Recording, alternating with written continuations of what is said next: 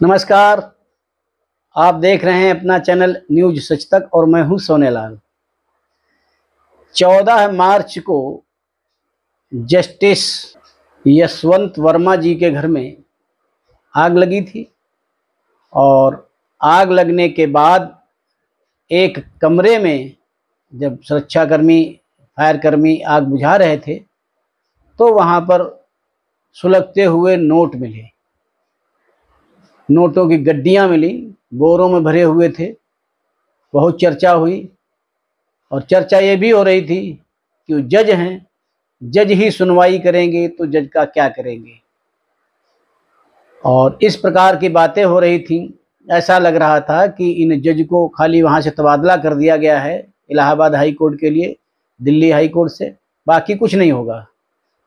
लेकिन कहते हैं ना कि न्याय पर भरोसा कायम रखना चाहिए और वही हुआ।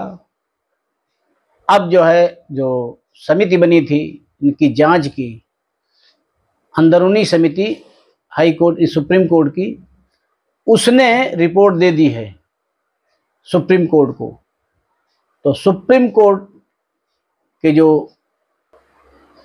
मुख्य न्यायाधीश हैं उन्होंने कह दिया है जस्टिस वर्मा जी से कि आप या तो इस्तीफा दे दीजिए और नहीं तो आपको महाभियोग का सामना करना पड़ेगा।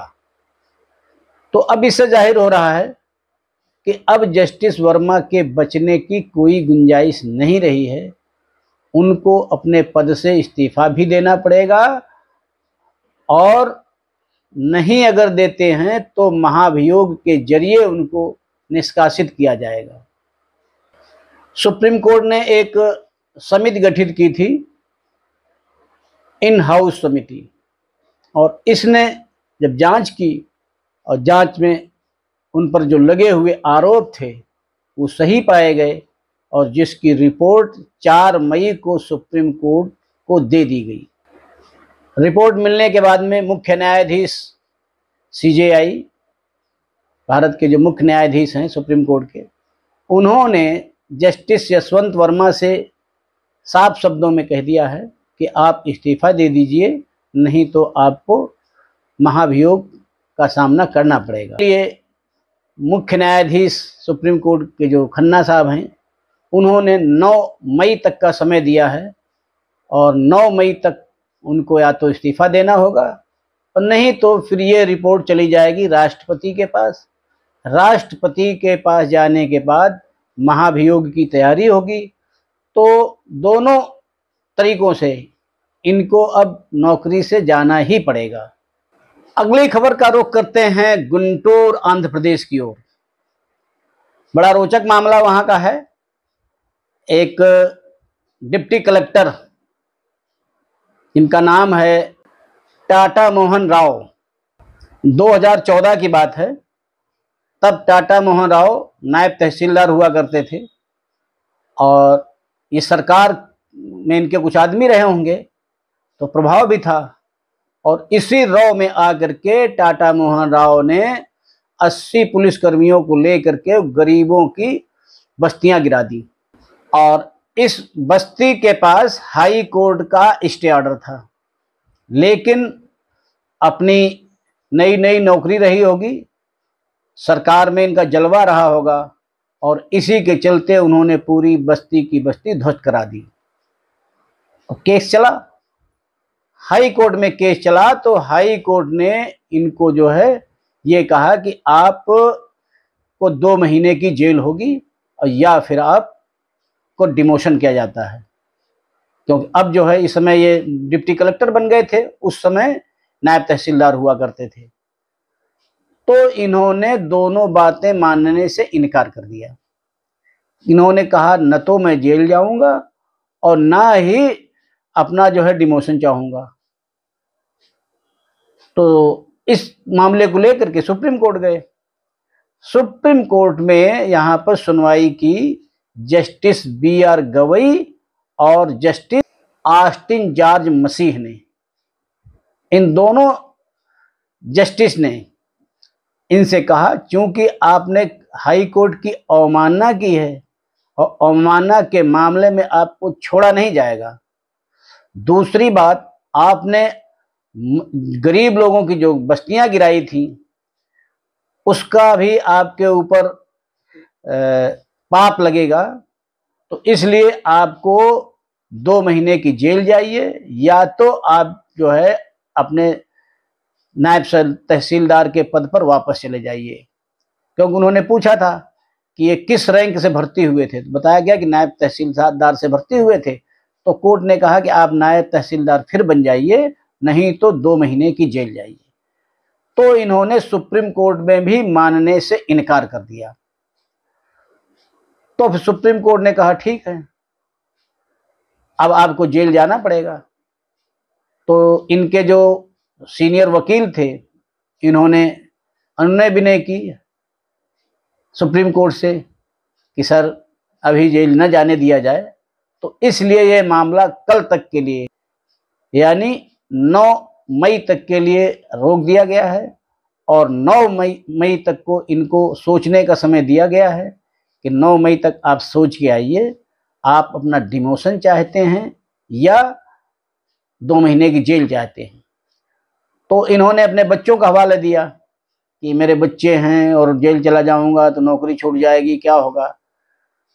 तो सुप्रीम कोर्ट ने कहा कि ऐसी ही अनुनय विनय प्रार्थना आपकी उस समय उन गरीबों ने भी की थी जिनके आपने घर गिराए थे, तो आपने तो उनकी बात नहीं मानी थी, तो मानी आपकी बात यहाँ भी नहीं जाएगी। इसलिए आपके पास नौकरी बचानी है तो आप डिमोशन में चले जाइए, नायब तहसीलदार बन जाइए, और नौकरी गंवानी है तो नौकरी तो जाएगी ही और जेल भी जाना पड़ेगा। अगली खबर ऑपरेशन सिंदूर से संबंधित। ऑपरेशन सिंदूर इस समय दुनिया में सुर्खियों में है। दुनिया का ऐसा कोई अखबार नहीं, कोई ऐसा न्यूज़ चैनल नहीं, कोई यूट्यूबर नहीं जो इस विषय पर चर्चा न कर रहा हो। चर्चा ही कुछ ऐसी है जैसा कि प्रधानमंत्री ने कहा था हमारे कि दुश्मन को घर में घुसकर मारेंगे, तो उन्होंने घर में घुसकर मारा है। और मारा ऐसे है कि जिसको मारा उसको पता ही नहीं चल पाया कब मार के चले गए। लेकिन क्योंकि पाकिस्तान ऐसा देश है, जितना मारो, जितना उसको गरियाओ, उस पर कोई फर्क नहीं पड़ता है। मार खाने के बाद भी कहता है कि अब कुछ करोगे तो हम नहीं छोड़ेंगे। और ये पहले भी कहता आया है कि हम ये कर देंगे, वो कर देंगे, हम जो है बम दाग देंगे, हम एटम बम फोड़ देंगे। तो ये बचकानी बातें करता रहा है। और इसी बीच पूर्व सेनाध्यक्ष जो जनरल मनोज नरवाने जी, उनकी तरफ से एक छोटा सा वक्तव्य जो आया है कि पिक्चर अभी बाकी है। ये 3 शब्द, पिक्चर अभी बाकी है, बहुत कुछ कहती है। क्योंकि इसको जो अभी कल हमले हुए हैं आतंकवादियों के ऊपर, इनको आखिरी न समझा जाए। ये तो एक ट्रायल है और ये हमले होते रहेंगे, क्योंकि पाकिस्तान एक ऐसा देश है जिसको समझाने का कोई असर नहीं होता है। लातों के भूत बातों से मानने वाले नहीं हैं। तो इसलिए उस पर समय समय पर, अब की काफ़ी दिन हो गया, वैसे तो 16 और 19 में हमारी स्ट्राइक्स हुई थी, इधर 5-6 साल हो गए, तो काफ़ी पुराना हो गया था मामला।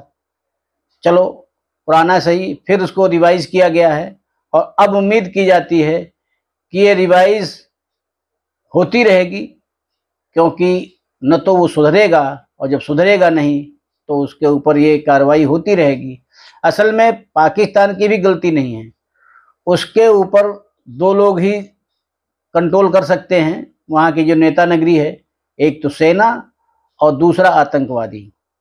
आतंकवादी धर्म के नाम पर उनको बरगलाए रहते हैं और पूरी जनता को बरगलाए रहते हैं, और इतने बड़े बड़े आतंकी कैंप चला रहे थे। ऐसा तो नहीं है हमारे देश में कोई गतिविधि हो रही हो और खुलेआम हो रही हो और फिर इसको हम छद्म रूप में हो रही है, ऐसा भी नहीं कह सकते हैं। क्योंकि ये जो अजहर मसूद वगैरह हैं, इनके साथ में वहाँ के नेता मंच साझा करते हैं, उसको पूरी सिक्योरिटी दे रहे हैं, उसके जो कैंप बने हुए हैं वो करोड़ों करोड़ के बने हुए हैं।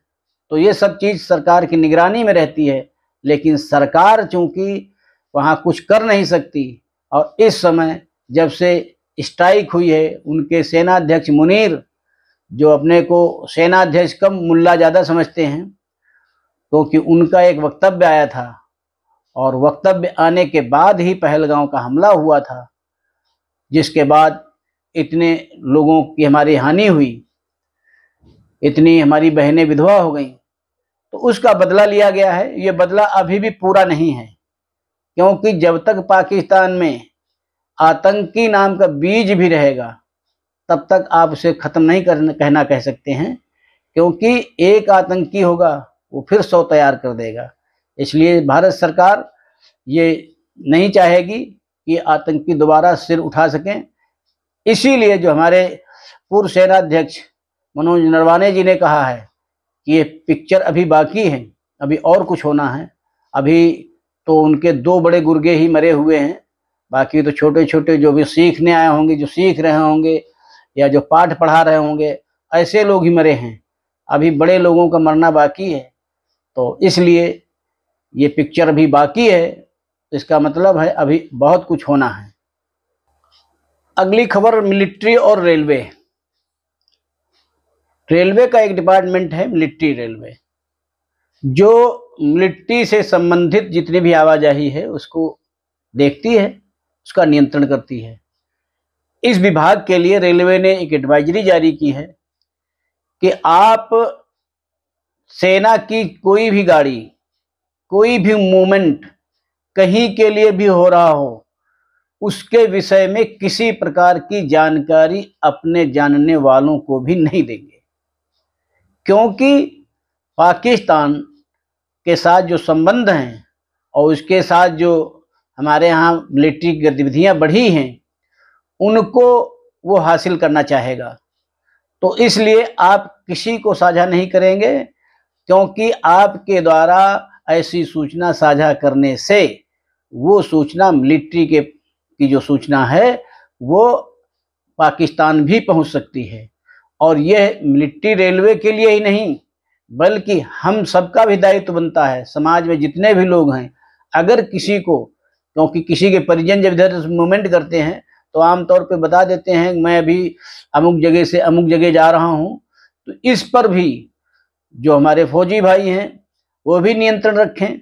और अगर किसी के घर में अगर ये जानकारी मालूम भी हो जाती है कि हाँ भाई हम वहाँ से वहाँ गए हुए हैं, तो ये उनकी जिम्मेदारी बनती है इसकी जानकारी किसी अन्य दूसरे व्यक्ति को साझा न करें, क्योंकि पता नहीं कि आपके पास कौन आदमी पूछ रहा है, उससे कौन पूछ रहा है, उससे कौन पूछ रहा है, और वो सूचना आपके द्वारा आपके मुंह से निकली हुई बात कहीं भी गलत जगह जा सकती है। इसलिए मिलिट्री रेलवे ही नहीं, आम जनमानस भी इस चीज को ध्यान में रखेगा कि अगर मिलिट्री की कोई मूवमेंट हो रही है, अगर कोई इधर से उधर जा रहा है, उसके बारे में किसी से भी चर्चा किसी प्रकार की नहीं करेंगे।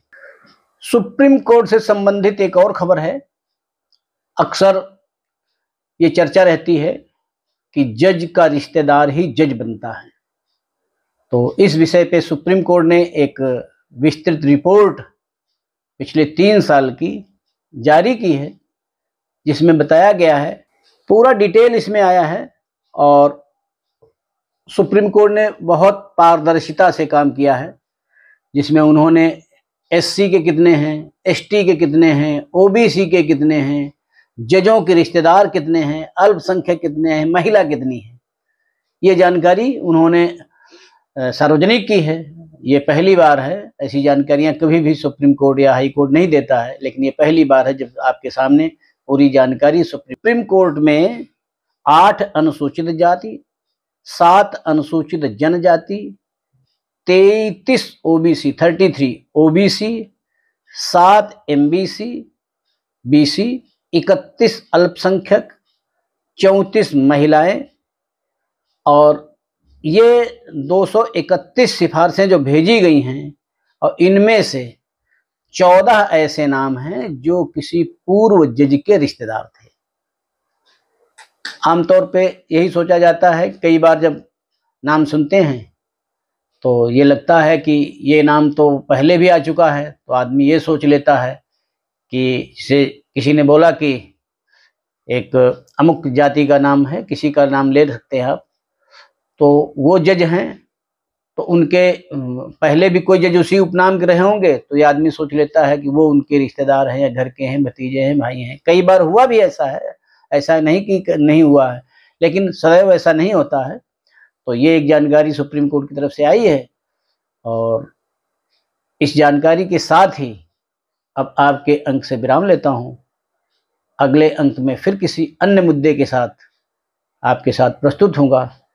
तब तक आपसे अनुरोध है कि हमारे चैनल को देखिए, लाइक करिए, शेयर करिए और सब्सक्राइब अवश्य करिए। धन्यवाद।